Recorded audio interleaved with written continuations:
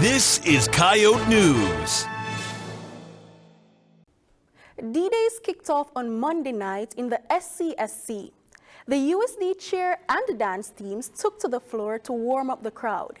Then, hosts Damani Hayes and Marcus Testin started the night with introductions for the men's and women's basketball teams. They participated in a competitive three-point shootout between the two teams and kept the crowd applauding with a dunk contest. Later in the night, the top 14 for D-Day's royalty were revealed. The winners of Mr. and Miss Dakota will be announced at halftime during the football game on Saturday. The celebration also brings back several USD alums. Coyote News' Marissa Bronkhorst is live in the muck with Vice President of Alumni Relations, Alissa Matt, to talk about the impact alumni have on the university. Marissa?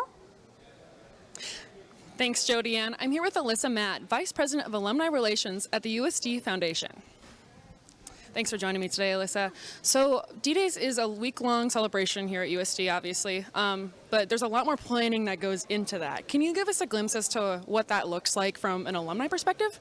Yeah, so we start planning for Dakota Days, honestly, as soon as the previous year's event ends.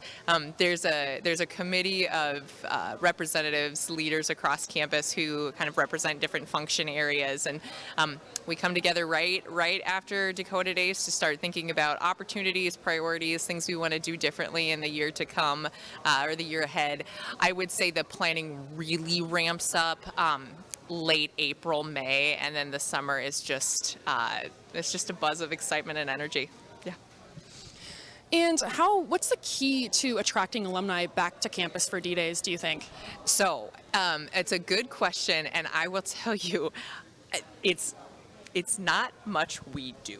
I think that the beauty of Dakota Days is that it is that one time a year where alums can come back to USD and for many of them, pretend like they're a student for the weekend. And it's that nostalgia, it's that campus pride, it's that love for their alma mater that brings them back. Of course, when you have a football team coming off a win in North Dakota last weekend and a fun parade theme and what looks like beautiful weather for Saturday, that really helps. But, you know, it's really that love for our university that brings Coyotes home.